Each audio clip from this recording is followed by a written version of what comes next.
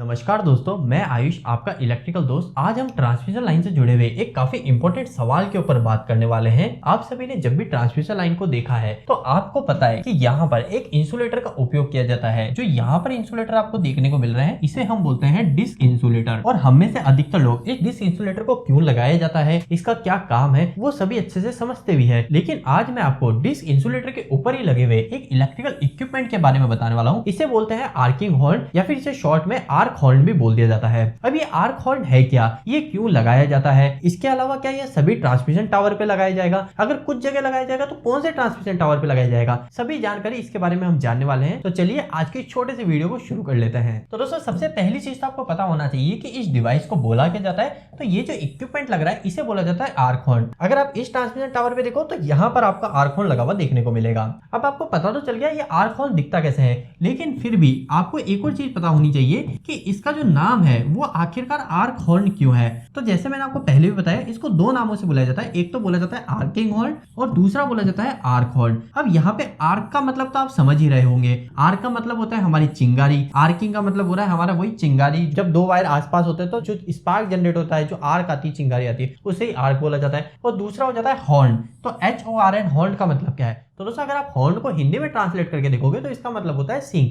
जैसे कि गाय के, भैंस के, हिरण के, इन सभी के जो सींग आपको देखने को मिलते हैं, सेम इसी तरीके से हमारी ट्रांसमिशन लाइन पे भी आपको सींग देखने को मिलेंगे। जैसे कि ये आपको दिख रहा है, ये डिस्क इंसुलेटर, तो एक इस साइड से आपको यहाँ पर देखने को मिल रहा है, एक दूसरी साइड से आर्क हॉर्न देखने को मिल रहा है। तो मतलब ये एक तरह से सींग की तरीके से डिजाइन में होते हैं, तो इसीलिए इसे बोला जाता है आर्क हॉर्न या फिर आर्किंग हॉर्न। ठीक है, अब आपको एक बात क्लियर हो गई। अब नेक्स्ट चीज आपको पता होनी चाहिए कि आखिरकार ये आर्क हॉर्न लगाया ही क्यों जाता है। तो दोस्तों देखिए, इसको समझना काफी ज्यादा सिंपल सा है। आप सभी को एक बात तो पता ही है कि यहाँ पर जो ये डिस्क इंसुलेटर आपको देखने को मिल रहा है ट्रांसमिशन लाइन में, चाहे आप इसमें देखो, इधर देखो, इधर देखो, इसका काम क्या है? तो इसका काम सिंपल सा है। जैसे कि आप सभी जानते हैं, हम सभी को क्या करना है, हमें जो ट्रांसमिशन के जो वायर है, जो ट्रांसमिशन लाइन के जो वायर है, इस लाइन को हमें एक जगह से दूसरी जगह ले जाना है। तो एक जगह से दूसरी जगह ले जाने के लिए हम क्या टावर की मदद लेते हैं। हम जमीन पे तो नहीं बिछा सकते, क्योंकि जमीन पे बिछाएंगे तो करंट लगने की संभावना है, वायर के ब्रेकेज की संभावना है, बहुत सारी चीजें। तो इसको हम टावर की मदद से आसमान में से ले जाते हैं। अब अगर हम इतने हैवी वोल्टेज को डायरेक्ट टावर पे ही टच करा के ले जाएंगे तो क्या होगा, हमारे टावर में ही करंट फ्लो होने लग जाएगा और हमारा यहाँ पे फॉल्ट क्रिएट हो जाएगा। तो इसीलिए हमारी जो वायर है, उस वायर को अगर हमको टावर से जोड़ना होता है तो उसके बीच में हमारा इंसुलेटर लगा दिया जाता है। और जो ये इंसुलेटर होता है, ये इंसुलेटर हमारे करंट को फ्लो होने नहीं देता। मतलब अगर आपने इस इंसुलेटर को से यहाँ पे ट्रांसमिशन वायर को बांध दिया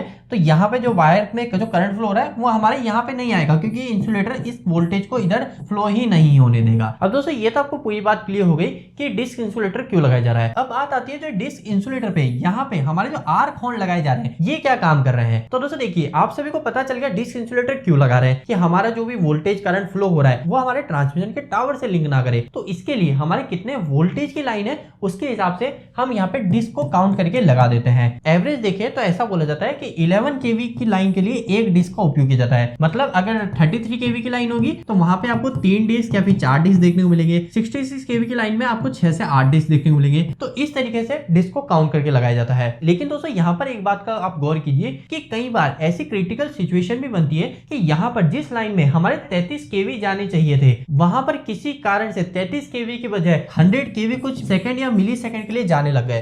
तो उस केस में क्या होगा? उस केस में सिंपल सी चीज है, हमारा जो इंसुलेटर है, ये इंसुलेटर खराब हो जाएगा और हमारा जो ये वायर, जो हमारा लाइव वायर है, ये हमारे इस टावर से लिंक कर जाएगा। तो इसी चीज को ही प्रोटेक्ट करने के लिए कि कभी ऐसी क्रिटिकल सिचुएशन आ जाए कि हमारे जो डिस्क इंसुलेटर हमने जिस काउंट के हिसाब से लगा उससे ज्यादा अगर वोल्टेज निकलता है, तो हमारा जो ये आर्क हॉर्न है ये हमारे उस एक्स्ट्रा वोल्टेज को ग्राउंड कर दे और हमारे ट्रांसमिशन सिस्टम को सेफ बनाए रखे। अब ये कैसे काम करता है तो मैं आपको इसे भी समझा देता हूँ। तो दोस्तों जैसे उदाहरण के लिए मान लीजिए ये जो हमारी लाइन है ये है हमारी 220 kV की, मतलब 2,20,000 वोल्टेज के आसपास हमारे नॉर्मल कंडीशन में इस लाइन से फ्लो हो रहे होते हैं। अब मान लीजिए कभी कोई ऐसी क्रिटिकल सिचुएशन आए। अभी क्रिटिकल सिचुएशन क्या है, जहां पर वोल्टेज बढ़ सकता है, तो ज्यादातर जो चांस होते हैं जिसकी वजह से हमारा आर्किंग हॉर्न लगाया जाता है वो होता है हमारा लाइटनिंग जो होती है, आकाशीय बिजली जो होती है, जब वो गिरती है तो उसकी वजह से जो हमारे सर्ज वोल्टेज आते हैं उससे प्रोटेक्शन के लिए। क्योंकि दोस्तों जब आकाशीय बिजली गिरती है तो अगर वो इस टावर के आसपास भी गिरेगी तो भी इस टावर के ऊपर जो वोल्टेज है उस वोल्टेज में हमारा एकदम से काफी ज्यादा सडन डिफरेंस आ जाएगा। जैसे उदाहरण के लिए मान लीजिए अगर यहाँ पे 220 kV की लाइन है तो यहाँ पर हमारे 220 से हमारे हजारों kV के अंदर भी हमारे वोल्टेज वोल्टेज कुछ मिली सेकंड के लिए फ्लो हो सकता है। अब जैसे कि हमने बताया कि हमारे जो डिस्क इंसुलेटर लग रहे हैं यहाँ पर, ये तो कम वोल्टेज के लिए, ये तो 220 kV के लिए लगे हुए, तो ये हमारा जो डिस्क इंसुलेटर है ये हमारा फेल हो जाएगा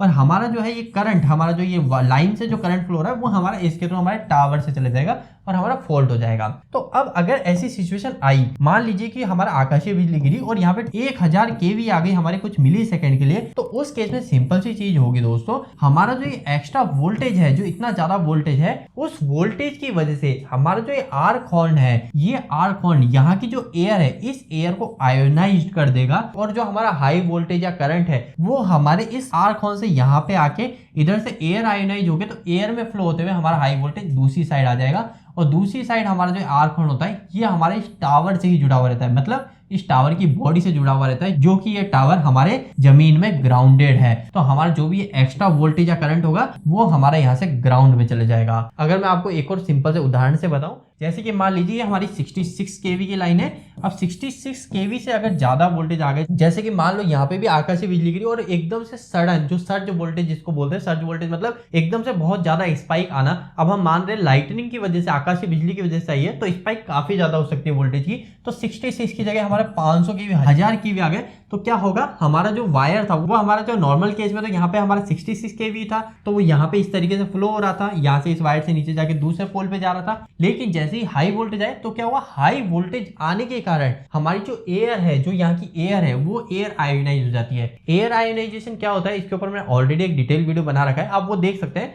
छोटे से तौर पे बताऊं, जो एयर होती है, एयर एक प्रॉपर इंसुलेटर नहीं होती, एयर की एक स्ट्रेंथ होती है जिसको डाइलेक्ट्रिक स्ट्रेंथ बोलती है। अगर उससे ज्यादा वोल्टेज एयर में फ्लो हो जाता है तो उस केस में हमारी जो एयर होती है वो एयर एक कंडक्टर की तरह काम करती है। और ये डाइलेक्ट्रिक स्ट्रेंथ कितनी होती है, मतलब एयर एक कंडक्टर, एक वायर की तरह कब काम करती है, तो इसकी जो रेंज है वो हमारी एयर किस तरीके की है, उसमें हमारा मॉइस्चर कितना है, वो मतलब ह्यूमिडिटी है या नहीं, या फिर हमारी ड्राई एयर है, तो वो अलग अलग हो सकती है। लेकिन एवरेज देखा जाए तो 2 से 3 kV पर mm, मतलब 1 mm जो होता है, 1 mm में अगर 3000 वोल्टेज है तो हमारी जो उसके आसपास की एयर है वो एक कंडक्टर की तरह बिहेव करेगी। मतलब कि अगर आप 33000 वोल्टेज की जो लाइन है, जिसको 33 kV की लाइन बोलते हैं, उस 33 kV की लाइन के अगर आप 10 mm भी दूर है ना, तो भी आपको इलेक्ट्रिकल शॉक लगेगा, क्योंकि 10 mm या उसके और आसपास की एयर को हमारा कंडक्टर ऑलरेडी आयोनाइज कर चुका है, वहां पे भी हमारा करंट थोड़ा बहुत रहेगा। तो इसलिए आप इस बात का ध्यान रखिए।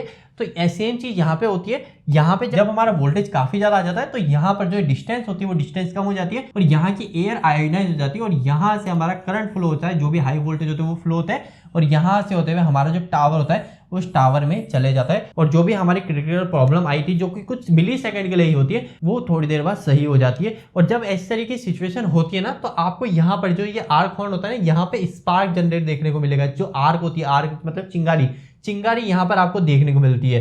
तो इस तरीके से उम्मीद है कि अब आपको क्लियर हो गया होगा। जाते जाते एक और चीज कुछ लोगों के मन में सवाल आ रहा होगा कि आखिरकार ये आर्क हॉर्न क्या जितने भी टावर है क्या सभी पे लगा रहेगा, जितने भी इंसुलेटर टावर पे लग रहे हैं क्या सभी पे लगा रहेगा? तो दोस्तों ऐसा बिल्कुल भी नहीं है, सब जगह लगा पाना पॉसिबल भी नहीं है और जरूरत भी नहीं है। आर्क इंसुलेटर किस जगह लगेगा वो डिसाइड किया जाता है कि किस जगह पर ज्यादा लाइटनिंग के चांसेस होते हैं। कुछ जगह ऐसी होती है जहां पर लाइटनिंग ज्यादा गिरती है, जैसे पहाड़ी इलाकों में हो गया, तो वहां पर आर्किंग हॉर्न को लगा लिया जाता है। इसके अलावा आर्किंग हॉर्न को ऐसी जगह भी लगाया जाता है जहां पे वोल्टेज को सेफ रखना बहुत ज्यादा जरूरी है, वहां पर कुछ भी इस तरीके से प्रॉब्लम नहीं होनी चाहिए। ऐसे सेफेस्ट एरिया की लाइन पर भी इंसुलेटर के पास में आर्क हॉर्न लगा दिया जाता है।